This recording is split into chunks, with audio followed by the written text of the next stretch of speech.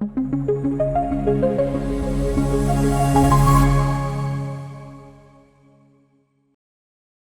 ingerir ciertas sustancias y que al final pues eh, no podíamos acuñirlo a que si pertenecían a una cultura o a una religión de la cual los motivaran a consumir estas sustancias no nutritivas, que produce consecuencias clínicas o psicosociales, ¿vale?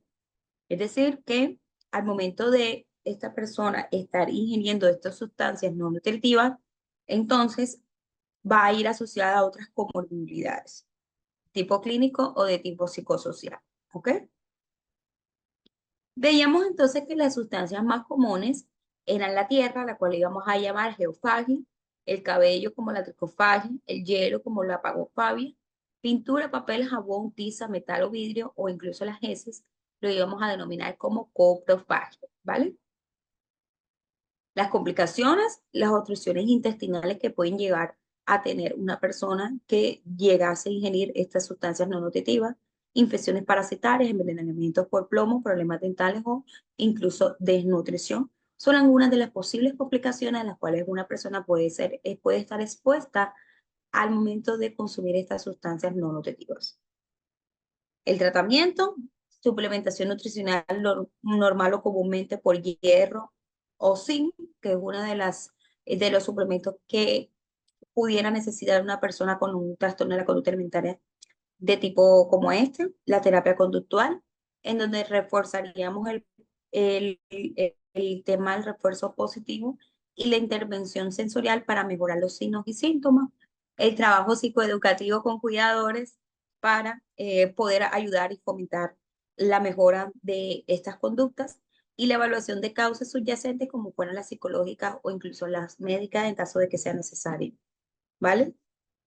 Por otro lado, tenemos el trastorno de rumiación, del cual vamos a hablar el día de hoy. Como definición, basados en el DSM-5, tenemos la regurgitación repetitiva de alimentos después de haber sido ingeridos, pero no presenta ni náuseas ni enfermedad gastrointestinal, ¿vale? Como criterio diagnóstico vamos a tener la regurgitación voluntaria. Los alimentos pueden ser remasticados, escupidos o tragados nuevamente. No se deben como tal a una condición médica y no ocurre exclusivamente durante otros trastornos de la conducta alimentaria, como así. Si una persona, por ejemplo, padece de bulimia nerviosa, de anorexia, ¿verdad? Y está teniendo este tipo de conductas, lo que quiere decir que no se asociaría entonces a este trastorno, ¿vale? ¿Cuáles son las poblaciones comúnmente más afectadas para este trastorno? El trastorno de la rumiación. Las poblaciones más afectadas comúnmente son los lactantes, los niños pequeños y las personas con discapacidad cognitiva, pero también se presenta en adolescentes y adultos con ansiedad o estrés postraumático. No sé si de pronto en algún momento de su vida usted se ha enfrentado a una persona que haya tenido una situación de estrés postraumático, es decir, que haya tenido un momento, un evento de trauma, ¿verdad? Y que luego del evento haya tenido complicaciones de tipo de salud mental. Entonces, estas personas, para evitar el dolor, de lo cual ya nosotros hemos hablado en anteriores ocasiones, tienden a consumir ciertas sustancias nocivas para la salud de manera de afrontamiento, por decirlo de alguna manera, o de evitación. Entonces, las poblaciones más afectadas debidamente son los adolescentes, los adultos con ansiedad o estrés postraumático. ¿Cuáles son algunas complicaciones que podemos ver?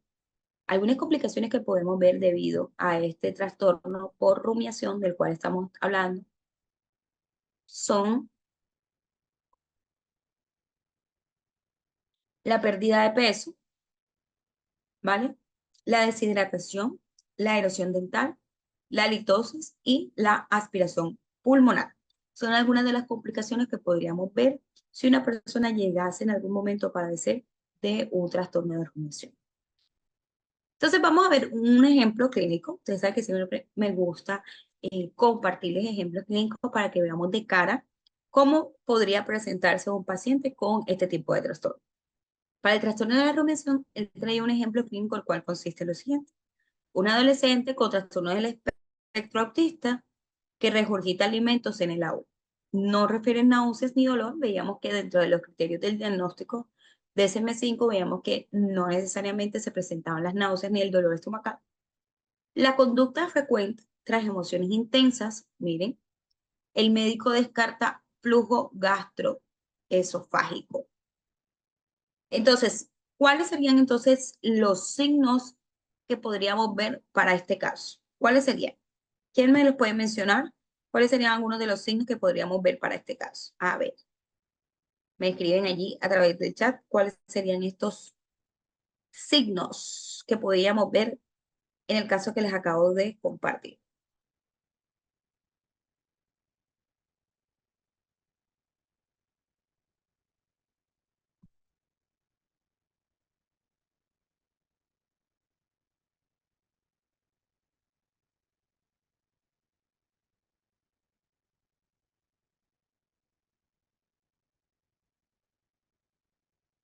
Correcto, así es. ¿Qué más?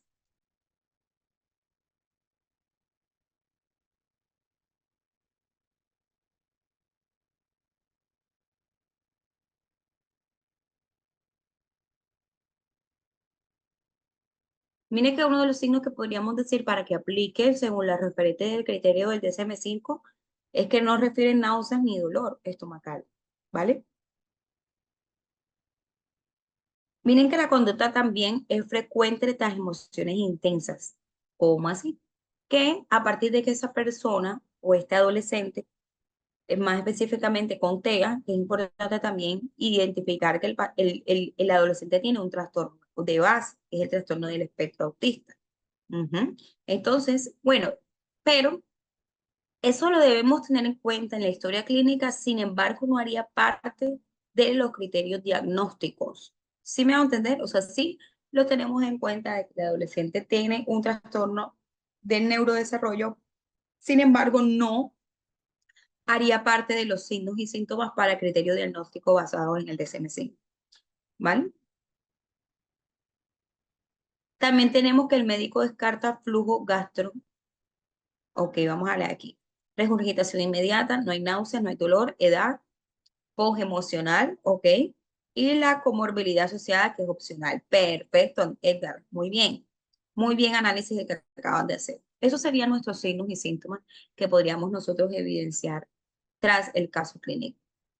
Vamos a ver entonces cuál sería este tratamiento que debe llevar una persona para mejorar estos signos y síntomas. En primera instancia, tenemos entonces la terapia conductual. Como ejemplo, vamos a ver las técnicas aversivas suaves y el refuerzo positivo que va a ayudar significativamente al paciente a mejorar esta condición, ¿vale? Sí se puede salir de esta condición, no es algo con lo que, a diferencia, por ejemplo, del autismo, de estos trastornos del neurodesarrollo, por ejemplo, el del autismo, el TDA, el TDAH, digamos que como no es una enfermedad, entonces la persona va a convivir con eso a lo largo del tiempo. Y sí, se mejoran conductas, ¿vale? Se puede llegar a vivir una vida normal, entre comillas, porque sabemos que van a haber muchísimas aristas durante el proceso. Pero a diferencia de otros trastornos, los trastornos de la conducta alimentaria se puede mejorar y una persona puede salir de esta condición y poder recuperarse de manera oportuna y volver a su vida normal. Eso es un gran avance y más allá de un avance es una oportunidad y una gran noticia para las personas que padecen de un trastorno de la conducta alimentaria. Que quiere decir que con esfuerzo, con ganas y con compromiso, tanto de él como de su familia, de los profesionales a cargo, pueden hacer un proceso maravilloso para que una persona pueda salir de este trastorno. ¿Vale? El entrenamiento en respiración diafragmática para interrumpir el reflejo, ¿vale? Eh, la intervención sensorial y ocupacional. Y en casos complejos es necesario o va a ser necesario la terapia familiar o el abordaje incluso psicodinámico. Miren que aquí cambia un poquito. Anteriormente estábamos hablando de la psicoterapia, del enfoque cognitivo-conductual, ¿verdad? Pero miren que aquí hablamos de que en casos complejos, para este trastorno, vamos a tener la terapia familiar, que ya la habíamos mencionado en anteriores oportunidades, pero también tenemos el abordaje psicodinámico, y aquí cambia todo.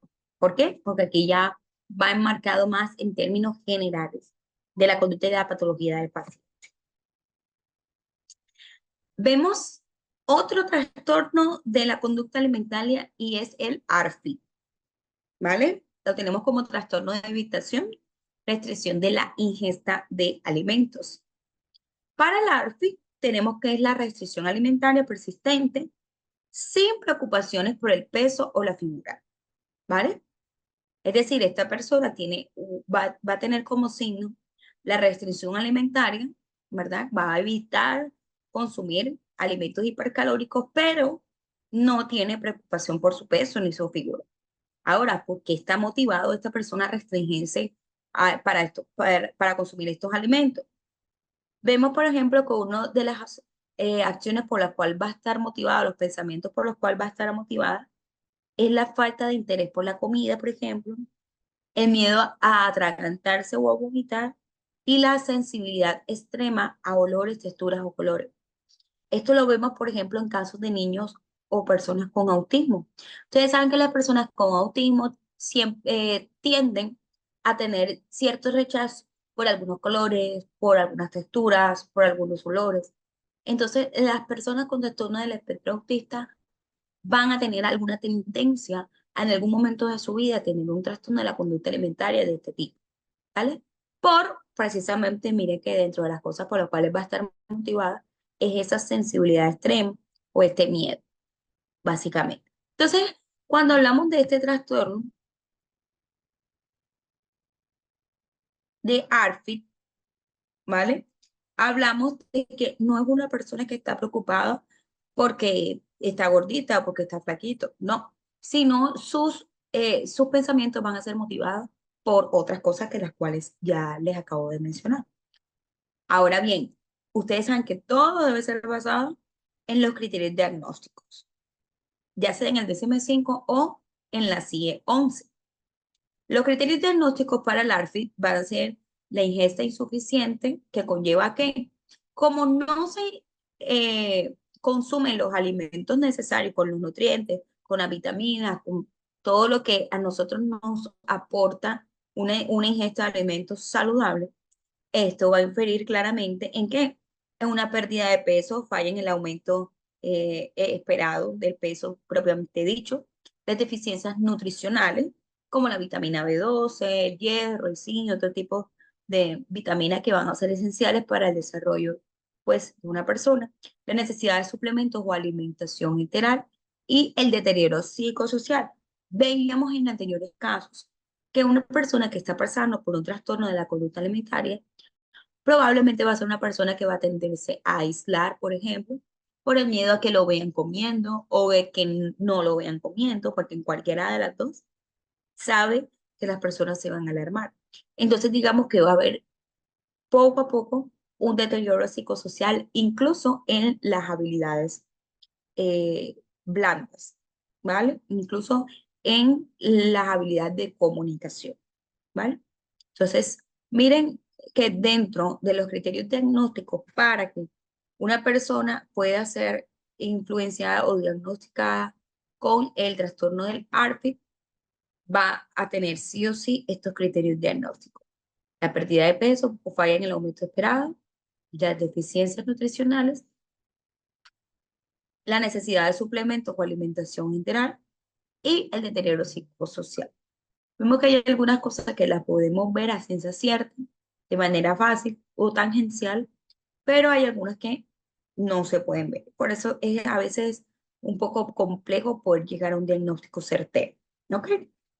No se explica por escasez de alimentos, prácticas culturales o condiciones médicas. ¿Cómo así? Que no es porque esta persona no tenga los alimentos necesarios, porque no tiene dinero, porque no tiene los recursos económicos, etcétera, sino por lo que les acabé de mencionar ahorita, por falta de interés por la comida, por miedo a atragantarse, por la sensibilidad extrema de colores, texturas e incluso sabores, ¿vale?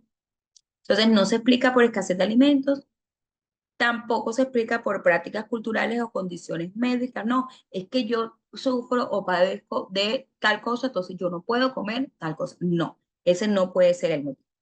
Las prácticas culturales de las cuales ya les había mencionado anteriormente, debido a que hay algunas culturas que comparten que se debe ingerir, por ejemplo, incluso hasta la sangre, ¿verdad? Pero es porque hace parte de una cultura en particular. Entonces no lo podemos asociar a un trastorno de la conducta alimentaria, sino a algo influenciado de tipo cultural. No hay distorsión de la imagen corporal ni miedo a engordar. Para ellos, el motivo o lo que los lleva a tener este trastorno no es que tengan una imagen desdibujada de ellos mismos, sino los criterios que les mencioné ahorita, que están aquí en pantalla. Ok, vamos a ver entonces los subtipos clínicos. Como subtipos clínicos vamos a ver de tipo sensorial, de tipo ansioso y apatía. Para el tipo sensorial vamos a ver la selectividad extrema. Para el tipo ansioso vamos a ver el miedo a atragantarse o vomitar los alimentos. Y para la apatía vamos a ver el bajo apetito persistente. ¿Vale? ¿Cómo vamos, chicos? Estamos como calladitos. ¿Cómo vamos? ¿Vamos bien? ¿Se va entendiendo todo? Perfecto.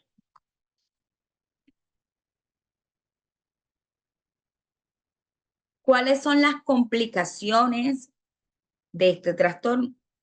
Las complicaciones son, por ejemplo, los retrasos del crecimiento, la desnutrición, el aislamiento social, la ansiedad asociada a la comida y incluso el factor psicosocial.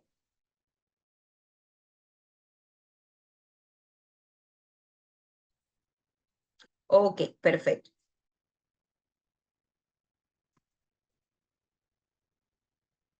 Entonces, claramente una persona o digamos un adolescente que está en proceso de desarrollo, pues al tener este tipo de conducta se van a ver afectado el crecimiento, ¿verdad? Sabemos que todos los nutrientes, las vitaminas que son esenciales para el proceso de crecimiento, si no se consumen de manera adecuada, pues va a tener un impacto. Ahora bien, también consumir este tipo de sustancias no nutritivas probablemente, muy seguramente, van a tener un impacto en el crecimiento y desarrollo.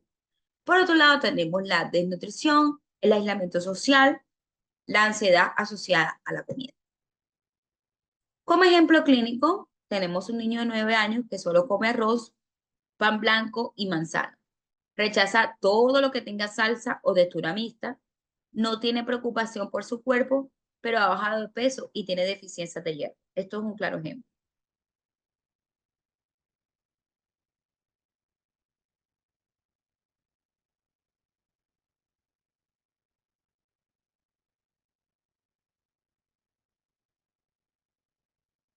Ok, vamos a ver cuál sería el tratamiento adecuado para una persona que padezca de ARFID. En la terapia cognitivo-conductal, que les he mencionado en anteriores oportunidades, pero para la terapia cognitivo-conductual vamos a ver la exposición gradual o reestructuración de creencias. Vamos a reestructurar ese pensamiento de las texturas, de los colores, de los sabores.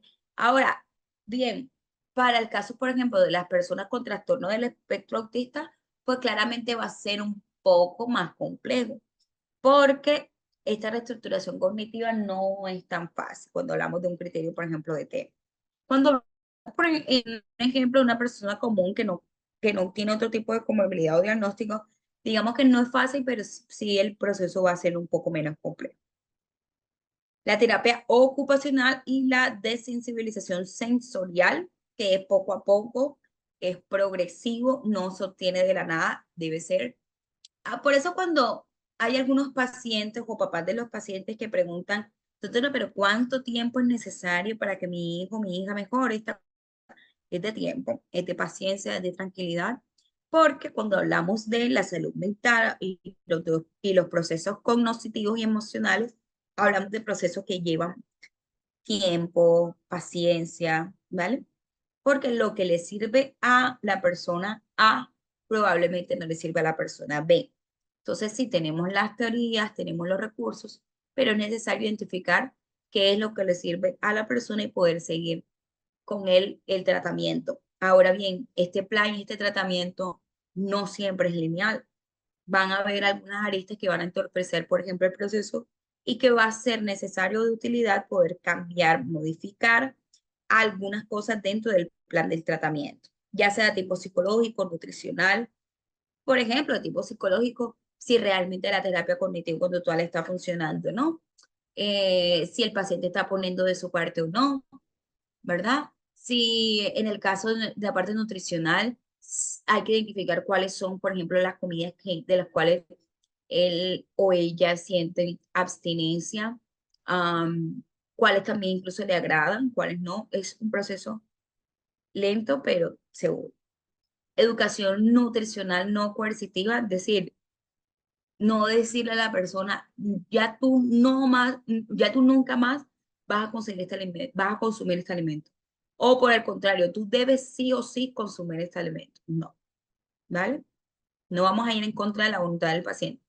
El hecho es poder ayudarlo y acompañarlo en este proceso, ¿ok? El trabajo familiar e integración escolar, que va a ser muy complejo, pero a la vez de mucho apoyo, poder hablar y conversar y llegar a un acuerdo, tanto con la familia como en la parte escolar.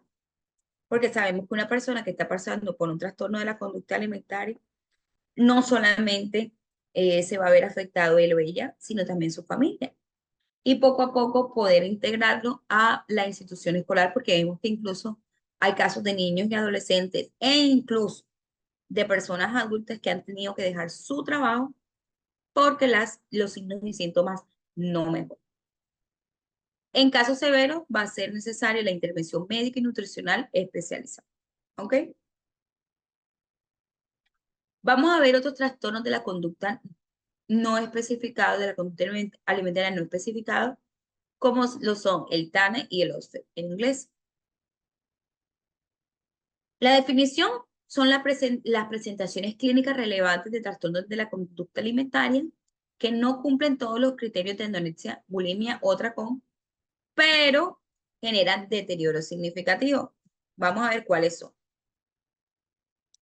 Tenemos como ejemplos el síndrome purgativo, que son estas personas que tienen tanto miedo a engordar, tanto miedo a subir de peso, que están comúnmente produciéndose el vómito. Es decir, cada vez que comen, o digamos no cada vez porque ya hablaremos de un trastorno. Y esto es cuando no hace parte del trastorno.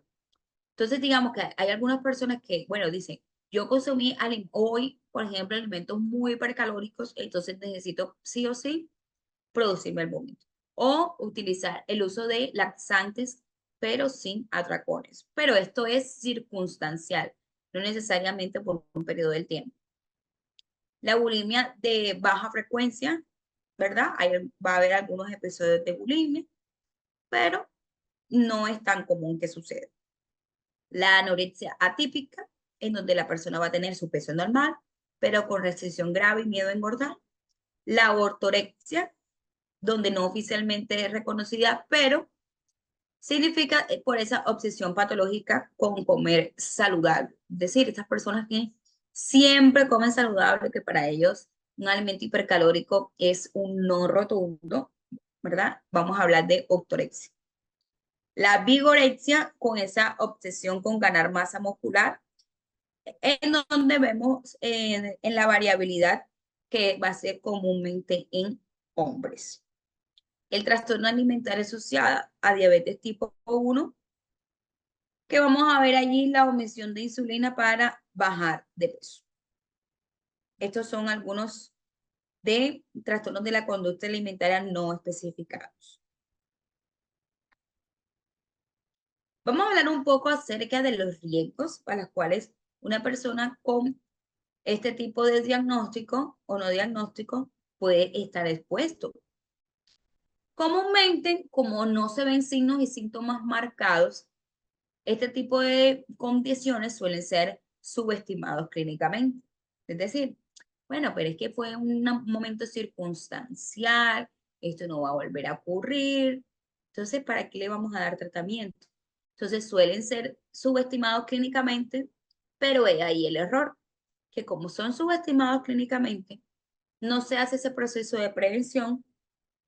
Entonces, esta persona tiende a, en algún momento, sí mostrar efectivamente el trastorno. ¿Por qué? Porque la condición básicamente evolucionó. Riesgos altos de cronificación o progresión a trastornos de la conducta alimentaria clásica, que ya le venía mencionando, que no solamente se quedó en eventos momentáneos, sino que escaló a un trastorno de la conducta alimentaria.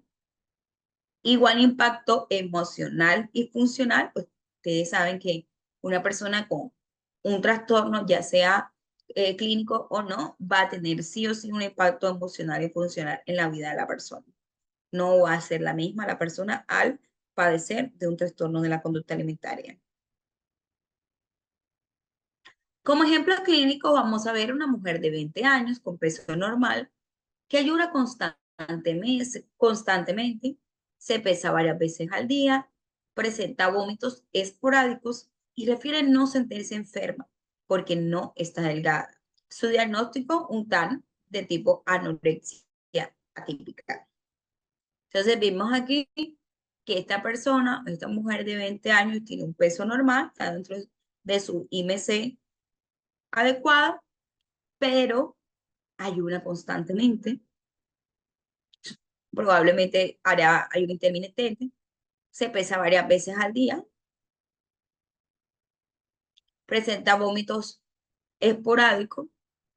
Entonces, miren, si ustedes ven a esta persona, son personas con las que nosotros comúnmente vivimos o con las que están a nuestro alrededor. Entonces vemos como, no, esta persona simplemente quiere cuidarse, no quiere subir de peso, y eso está bien.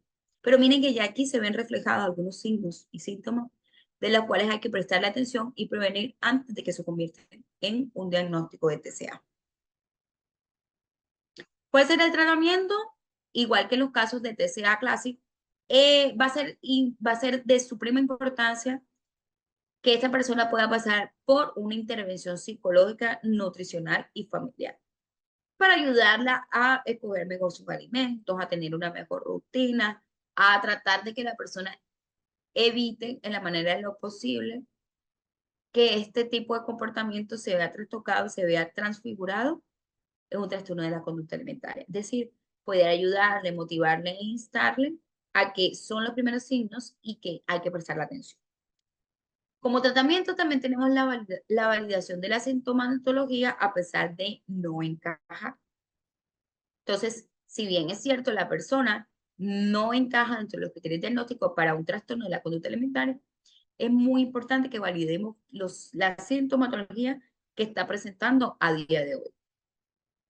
Por otro lado, como tratamiento tenemos la prevención secundaria para evitar la evolución del cuadro. Entonces, cuando hablamos de cualquier tipo de trastorno, ahora bien, hablando de los trastornos de la conducta alimentaria, va a ser de suma importancia la prevención, la promoción y la intervención. Perfecto. ¿Qué hora es? Vamos a ver qué hora es. Ok.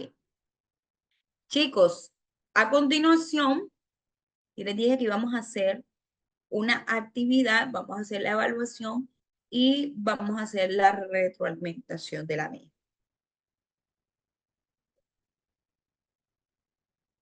Entonces, no voy a hacer salas porque no habemos muchas personas, vamos a trabajar de manera grupal en esta misma sala y la dinámica va a consistir en lo siguiente.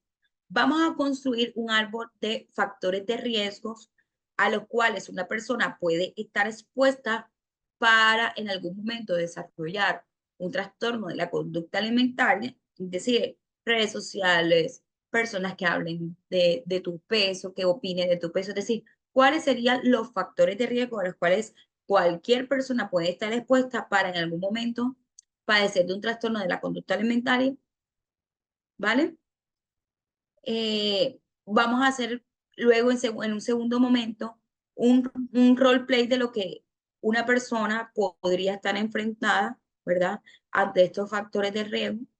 Y vamos a discutir qué rol tienen los medios y las redes sociales al respecto. Y como último, vamos a hacer una pequeña reflexión de cómo se pueden prevenir los trastornos de la conducta alimentaria desde el entorno escolar o familiar. ¿Ok? Entonces, en primera instancia, me gustaría que me escribieran allí a través del chat cuáles son los factores de riesgo a los cuales cualquier persona puede estar expuesta para en algún momento padecer de un trastorno de la conducta alimentaria.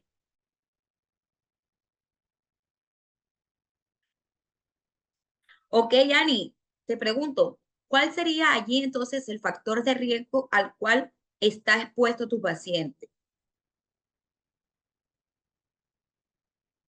¿Cuál crees tú? ¿O cuál creen ustedes? Ani dice, actualmente poseo un paciente que va al gimnasio y se compara mucho con las personas más delgadas y con mejor figura. ¿Cuál podríamos decir que es el factor de riesgo al cual está expuesto el paciente de Ani?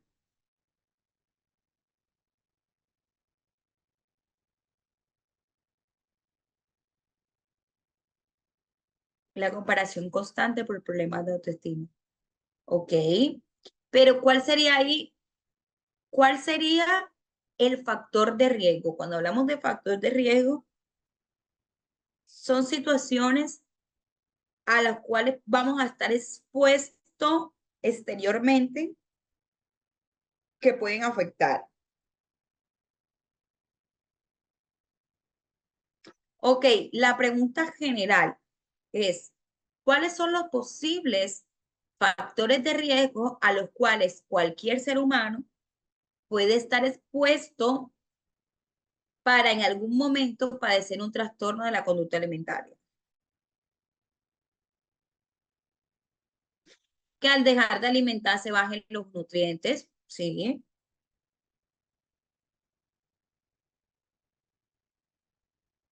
¿Cómo así, Juan? No comprendo. Depende si no es solo alimento, también suplemento. No, no comprendo.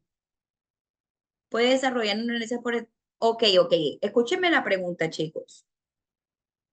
¿Cuáles son los factores de riesgo a los cuales podríamos nosotros estar expuestos para en algún momento nosotros presentar un trastorno de la conducta alimentaria? ¿Cuáles serían? Muy bien, Lu. La presión social por cumplir con un ideal de belleza, perfecto, porque vemos que la presión social sería un factor de riesgo externo, ¿verdad? Ok. Falla en la educación general desde la edad preescolar hasta la adulta y la sociedad, perfecto.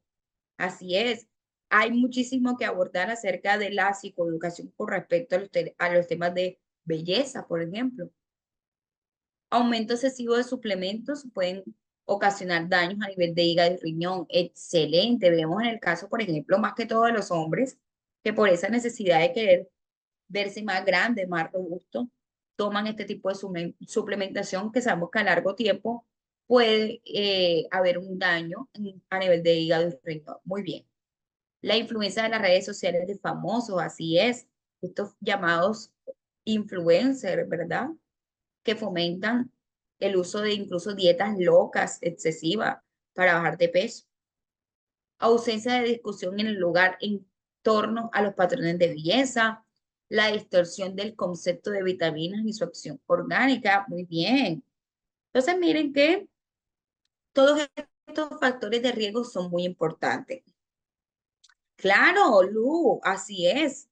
Miren que yo también lo mencionaba en una de mis clases, que las personas que tienden a ser perfeccionistas, ¿verdad? Las personas que tienden, incluso vemos que no solamente el que tienen baja autoestima van a estar en algún momento expuestas a tener un trastorno de la conducta alimentaria, también vemos que las personas con alta autoestima, con un nivel de perfeccionismo muy alto, van a tener, digamos, en algún momento la posibilidad de padecer un trastorno de la conducta alimentaria. Entonces, ya sea por muy, muy alta autoestima o sea por muy baja, también podemos acuñarla aquí. Así es, muy bien. Listo, perfecto. Estos serían algunos de qué? De los factores de riesgo a los cuales puede estar expuesta una persona, ¿verdad? Para en algún momento de su vida poder tener un trastorno de la conducta alimentaria. Ahora, dentro de los factores de riesgo, también vemos las comorbilidades, los trastornos asociados, las enfermedades de base, ¿verdad? Que también van a ser parte que una persona pueda en algún momento gestar un trastorno de la conducta alimentaria. Veíamos el caso de las personas con colesterol alto, triglicéridos, TEA. Ok, ahora, ¿qué rol consideran ustedes, mis queridos estudiantes, tienen los medios y las redes sociales en virtud a los trastornos de la conducta alimentaria? ¿Cuáles consideran ustedes? Ya sé que me lo escriban o que incluso alguien quiera participar a través de audio, me levanta la manito o me escribe un yo y yo le habilito el micrófono. La pregunta es, ¿qué rol tienen los medios y las redes sociales con este tema de los trastornos de la conducta alimentaria, que es lo que nos concierne?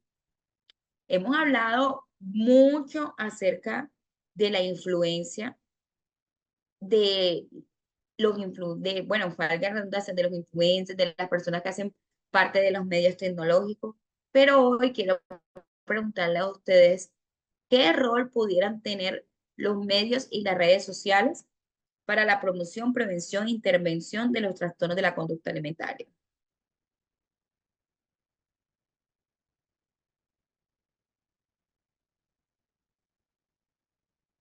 Bueno, Ani nos dice, los medios y las redes generan estereotipos y o paradigmas en lo que es la belleza física. Muy bien. Alta incidencia en la toma de decisiones no siempre acertadas en torno a la alimentación y la imagen, sin tomar en cuenta muchas veces la salud. Ok, ¿qué más? Los medios de comunicación muestran constantemente cuerpos delgados como un estándar de belleza. Jenny dice, hoy está de moda estar delgado y una cantidad enorme, pero ahora las...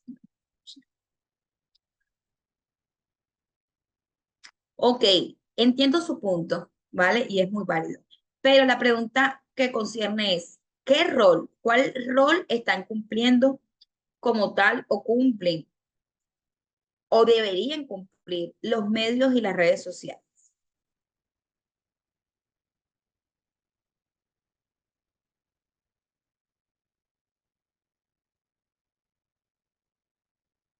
Muy bien, deben dar advertencias exacto de dichos trastornos, es decir, un rol que puede cumplir los medios tecnológicos y las redes sociales podría ser, ejemplo, la prevención de los mismos. Correcto. Fomentar la prevención. Exacto, muy bien. Los medios deberían ser informativos, formativos y de prevención. Muy bien, correcto. Deberían informar, educar y transformar. Correcto.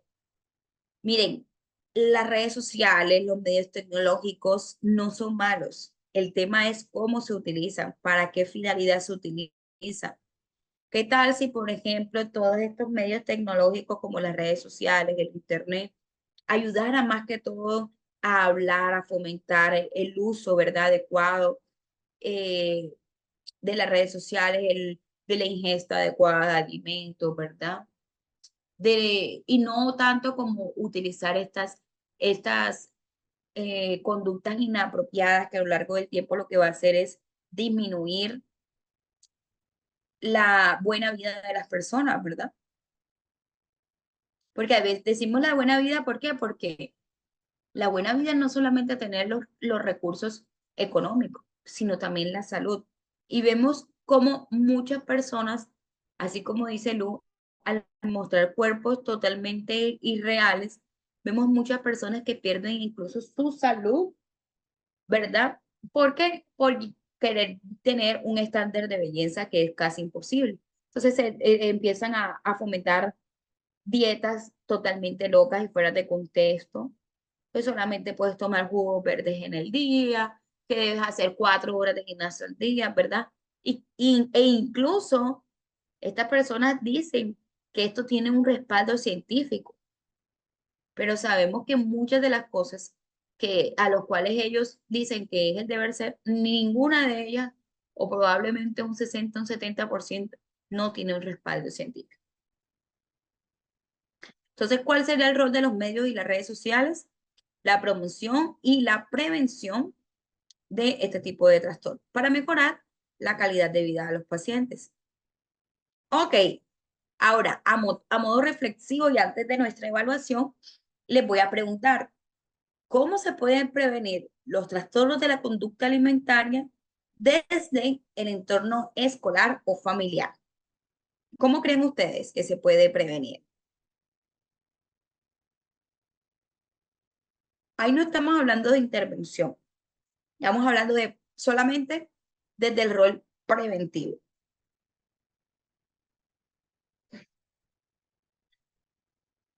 ¿Cómo usted como padre, como madre, podría ayudar a prevenir que su hijo, que su hija, que para el caso de los maestros de sus estudiantes, ¿verdad? Podría usted prevenir que una persona de su familia estuviera expuesto ante un factor de riesgo. Bueno, por aquí nos dice Ani, psicoeducativo sobre la psicoeducando sobre la importancia de la buena alimentación y de la nutrición, maravilloso. Claro, porque sabemos que mucha información le llega a los celulares, ¿verdad?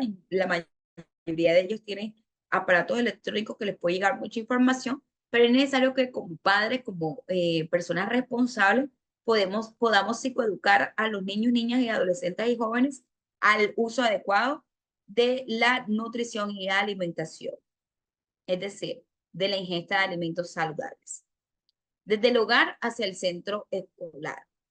Por acá nos dice Lu, fomentar hábitos saludables, así es. No solamente es hablarlos, sino fomentarlos al interior del hogar.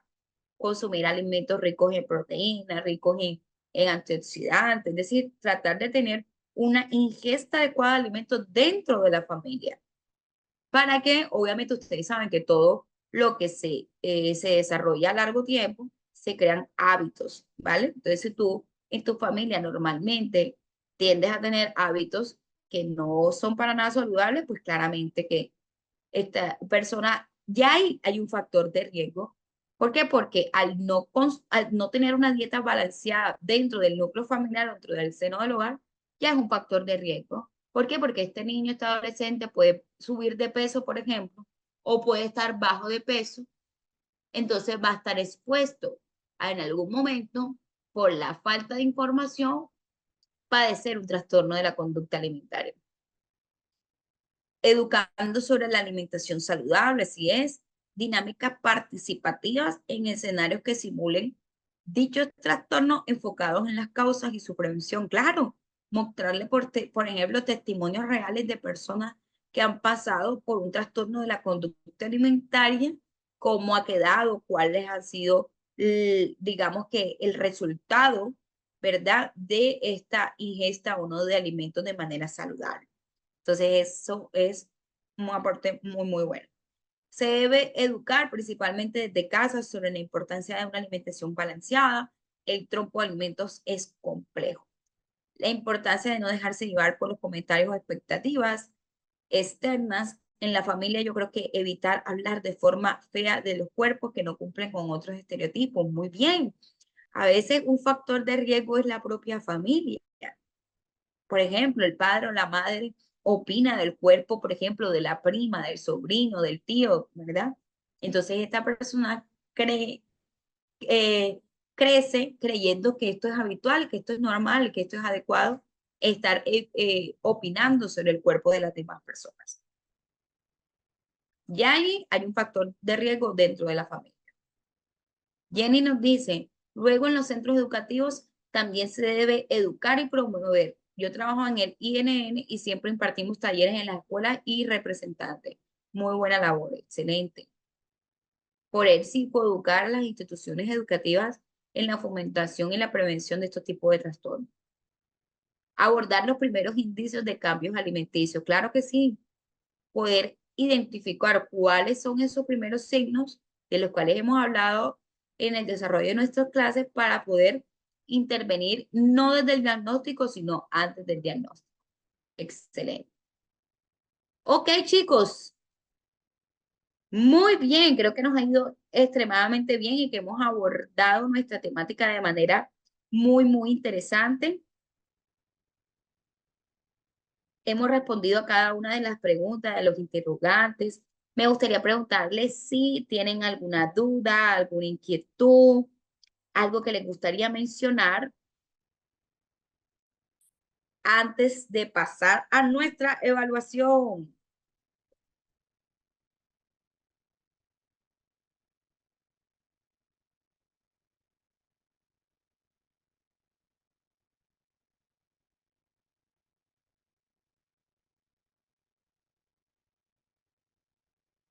Ok.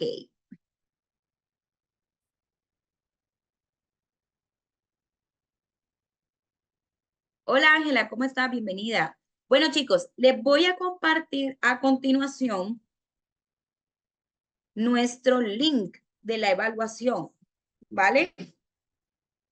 Y permítanme un segundo y les voy a compartir en pantalla nuevamente porque sé que hay personitas que de pronto se pueden estar conectando apenitas y bueno, es importante que todos tengamos el mismo concepto.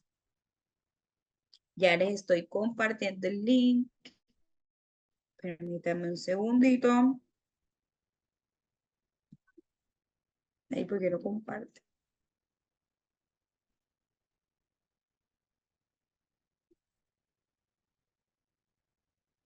Un momento.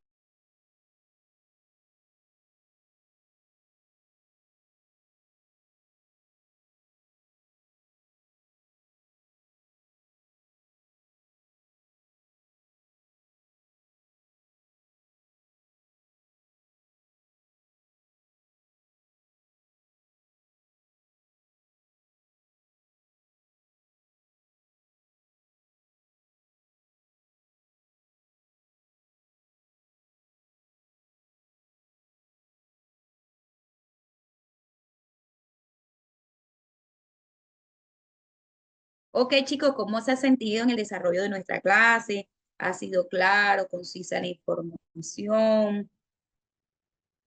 ¿Tienen alguna duda, alguna inquietud con respecto al contenido que hemos abordado?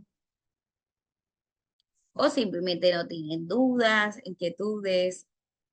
Bueno, chicos, les recuerdo que a continuación vamos a realizar nuestra evaluación. La evaluación va a concernir de 20 preguntas.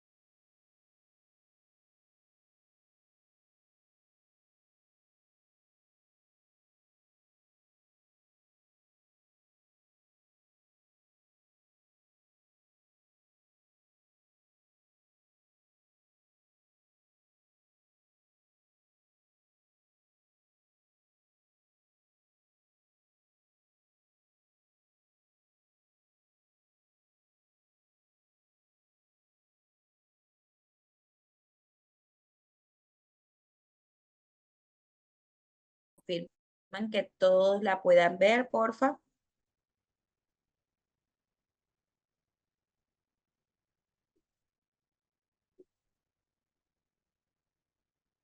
Me confirman que todos la puedan ver.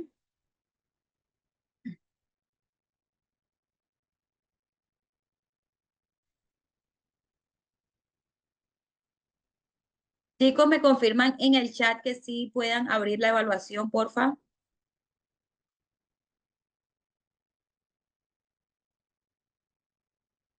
Ok, entonces miren, les retroalimento cómo va a ser nuestra evaluación. Entonces, de la primera, a la pregunta número 5, es de tipo A, B, C o D, con respuesta única y cada una va a valer un puntito. ¿Ok? Ahora, de la pregunta número 6 a la pregunta número 10, la respuesta va a ser verdadero o falso. Cada una de ellas también va a tener un puntico. De la pregunta número 11 a la pregunta número 14 va a ser de tipo argumentativo. Ya ahí no vamos a responder a veces o verdadero o falso, sino que usted va a redactar la respuesta. ¿Vale? Teniendo en cuenta lo visto en nuestras clases.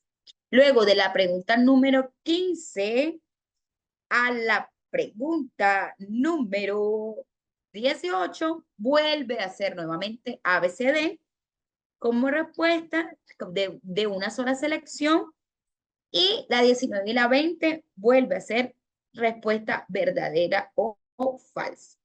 Entonces, me confirman por favor todos los asistentes a la sala que efectivamente les pudo abrir el formulario, y entonces voy a dar un lapsus de 20 minutos para que podamos desarrollar esta acción. Me confirman todos, porfa, con un OK, si todos han podido abrir la evaluación.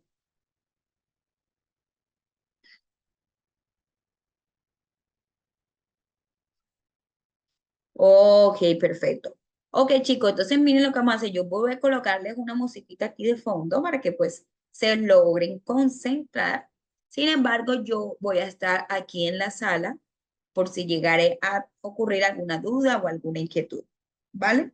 Entonces, me confirman con un OK si está recibida la información.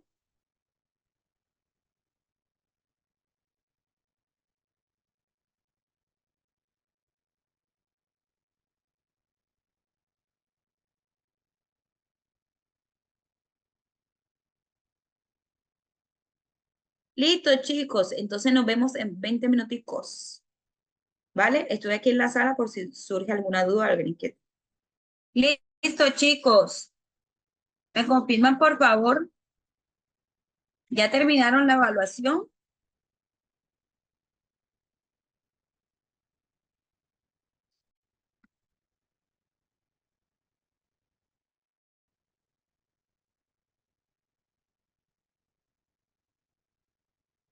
¿Me confirman si ya terminaron la evaluación, porfa?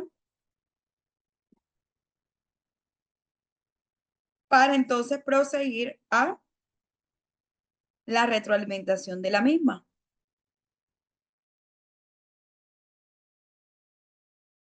Confirman a través del chat, por favor.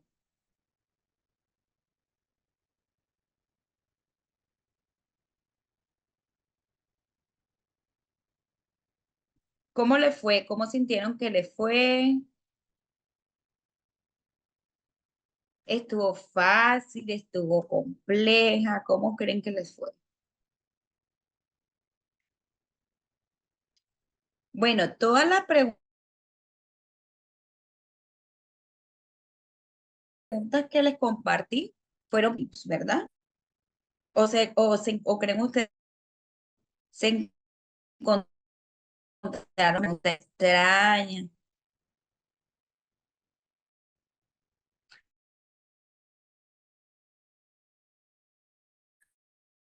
o todas evidentemente. ¿Cuántos sacaron evaluación? Cuéntenme.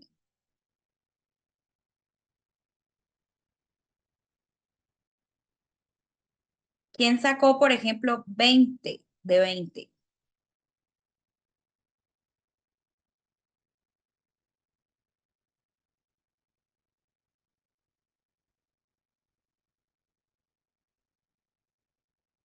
Bueno, chicos, esa es me están preguntando aquí, me gustaría más información sobre los test evaluativos. Listo, chicos.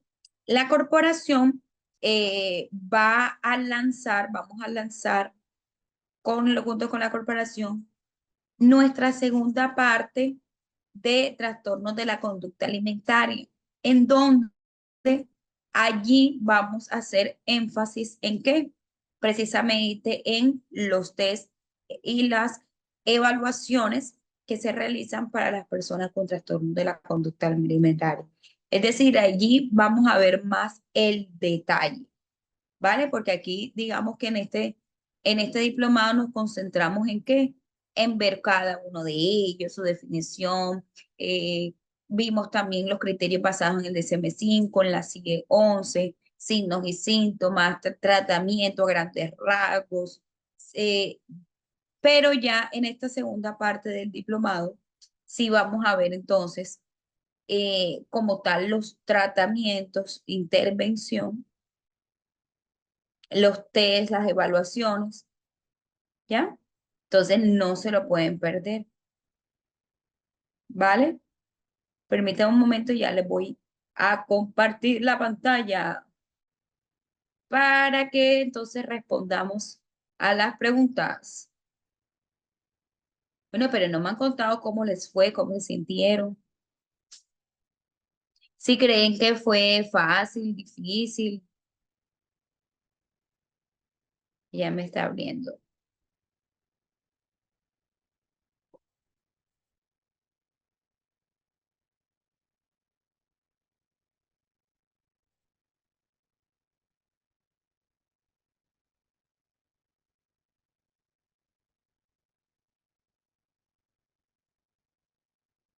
Listo. Vamos a compartir la pantallita. Ok, me van respondiendo a través del chat cuál fue la respuesta que ustedes colocaron, ¿vale? A la primera pregunta,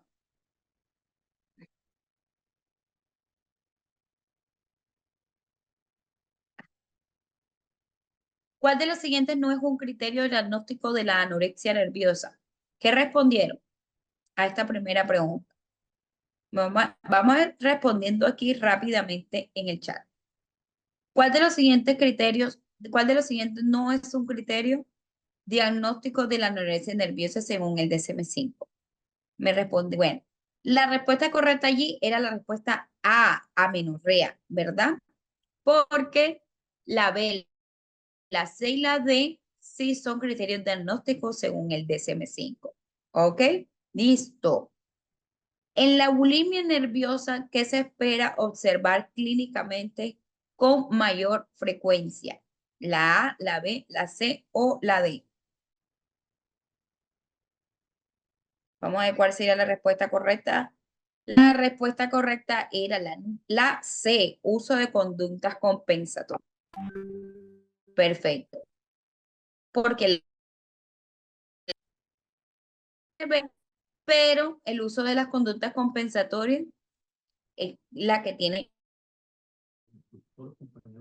Bueno, que pasó una situación aquí con la aplicación, pero bueno, ya está solucionado. Vamos a seguir entonces con la retroalimentación de la evaluación. Y vamos a subir, a subir, a subir. Listo. Entonces, íbamos por la pregunta número 4. El modelo terapéutico más eficaz para el tratamiento de la bulimia es terapia de juego, terapia familiar sistémica, terapia cognitivo-conductual o psicoanálisis. ¿Cuál era la respuesta correcta? Bueno, la respuesta correcta era la número C, terapia cognitivo-conductual, ¿verdad? Que veíamos que es una de las, de las terapias que más en este tipo de diagnóstico, ¿vale? Muy bien, excelente. Ok, para la pregunta número 5, el trastorno ARFID se caracteriza principalmente por A, B, C o D. Y vemos que la respuesta correcta era la C, evitación alimentaria por razones sensoriales o ansiosas. Era la respuesta correcta. Vamos entonces a las preguntas de tipo verdadero o falso. La anorexia nerviosa es el trastorno de la conducta alimentaria con mayor mortalidad. ¿Esa respuesta es verdadera o es falsa? ¿Qué consideran ustedes?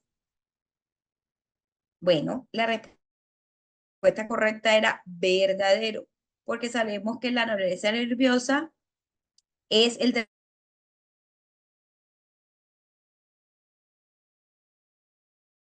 trastorno que hemos visto. En el trastorno por atracón, los pacientes siempre presentan bajo peso. La respuesta correcta era falso, porque sabemos que no siempre los pacientes con un trastorno por atracón presentan bajo peso, ¿verdad? Que de hecho es una de las variables que hacen que los diagnósticos sean tan complejos. El modelo Mausley es una terapia familiar para adolescentes con TCA. La respuesta correcta era verdadero. Lo veíamos dentro del plan de intervención, que era enfocado a la familia. Muy bien. El diagnóstico de pica solo se aplica si el comportamiento es culturalmente inadecuado. Vemos que es verdadero. ¿Ok?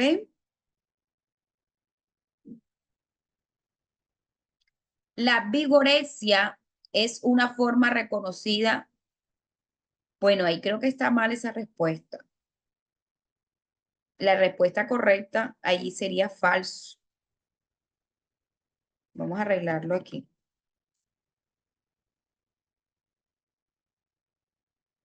Porque vemos que no es así. El diagnóstico de pica solo se aplica si el comportamiento es culturalmente inadecuado. No, porque la cultura, indistintamente de la cultura, si la persona está teniendo estas conductas, la cultura no infiere. La vigorexia es una forma reconocida oficialmente, exacto, oficialmente de TCA en el DSM-5. La respuesta correcta es falso, ¿verdad? Porque la violencia hace parte de los trastornos no identificados como trastornos de la conducta alimentaria. Ok, ya las respuestas 11, 12, 13 y 14 eran respuestas de par, ¿vale? Ok, entonces la pregunta 11 decía, explique brevemente en qué consiste el enfoque biopsicosocial en los trastornos de la conducta alimentaria y mencione un ejemplo de cada componente, biológico, psicológico y social. Bueno, eh, este era más de argumentar la respuesta. Cada uno de ellos tenía un puntito. No sé si a alguien le gustaría compartir. Entonces me gané unos punticos más, claro que sí. No voy entonces a retroalimentar las respuestas largas porque, bueno, cada uno utilizó una respuesta diferente, entonces allí la respuesta no sería la misma para todos, ¿vale? Seguimos entonces con la número 15. ¿Cuál de las siguientes complicaciones es común en pacientes con bulimia nerviosa? Bueno, eso también lo vimos en clase y la respuesta correcta era la hipotasemia. ¿Qué herramientas de evaluación está recomendada para la detección rápida de TCA?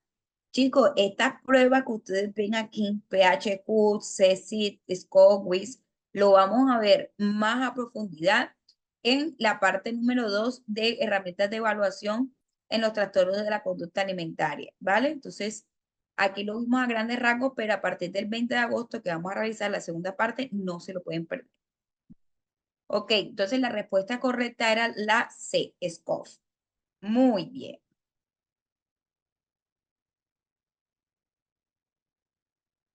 En el caso de un paciente que solo come arroz blanco y manzana y rechaza toda comida con salsa o textura mixta sin temor a engordar, ¿cuál es el diagnóstico más probable? El diagnóstico más probable era ARFID, ¿verdad? Correcto.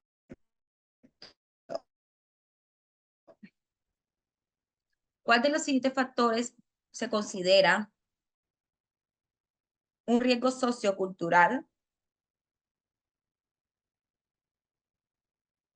para el desarrollo de los trastornos de la conducta alimentaria? La respuesta correcta era los ideales de belleza promovidos por las redes sociales. lo vimos a profundidad. El trastorno por atracón puede diagnosticarse aunque no haya culpa o malestar después del episodio. ¿Cuál es la respuesta correcta? ¿Cuál era la respuesta correcta? Era la falsa, porque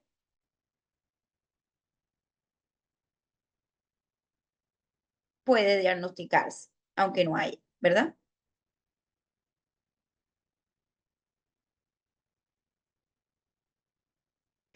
El tratamiento de la bulimia suele concentrarse únicamente en el control de peso, pues sabemos que eso, respuesta es totalmente falsa, porque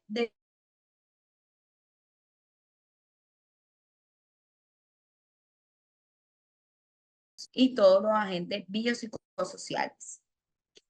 Ok, perfecto, chicos.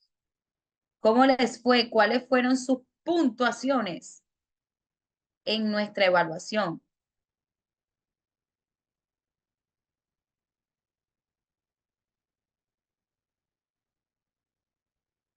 ¿Cómo les fue? ¿Qué puntuación sacaron? Porque allí les arrojaba también la puntuación. ¿Qué puntuación sacaron? ¿Quién sacó, por ejemplo, 20 de 20, 19 de 19, 19 de 20, 18 de 20?